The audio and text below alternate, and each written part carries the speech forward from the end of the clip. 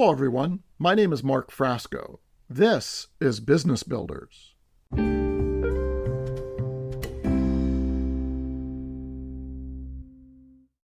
Thank you for joining me. This is episode 9, The 5 C's of Selling with a Spin.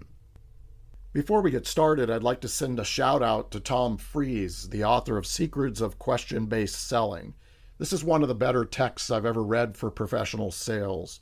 The 5 C's are adopted from his conversational layering concept. So let's dig in.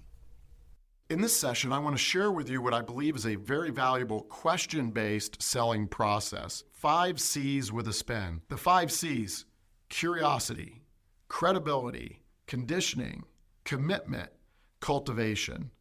At that conditioning, that's where we spin. The first C, curiosity. Make a statement that builds curiosity in the buyer's mind. Something that you've done, something that you think is provocative, you've got about 15 to 20 seconds to gain their attention. Next, and a little bit different than most people would think, build credibility. These types of questions are closed in, they're sort of staccato in a sense. They are expert type questions that help the buyer know that you understand their industry, their organization, and what their needs are. You're asking questions about quantities, you're asking questions about certain technologies. These are not open-ended questions trying to get the buyer in a dialogue. Very early in the sales process, buyers are not interested in that. So curiosity, credibility, conditioning with a spin. I like to put spin selling from Rackham in here, and that would be situation, problem, implication, and need payoff. Situation. What is their current state? What is the current situation of their business system pertaining to what it is that you can help them with? Problem questions. This will give you an indication of what's going on in the organization that the buying system is not satisfied with. It could also be stated in a positive way, but what questions can you use that will help uncover the problem that they're having? Next, implication.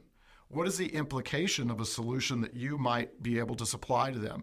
Would it be a 15% reduction or twice as fast? So what are the implications? Can you ask questions? If I were able to do this, what would be the implications to your organization process or systems that you're working under? Need payoff.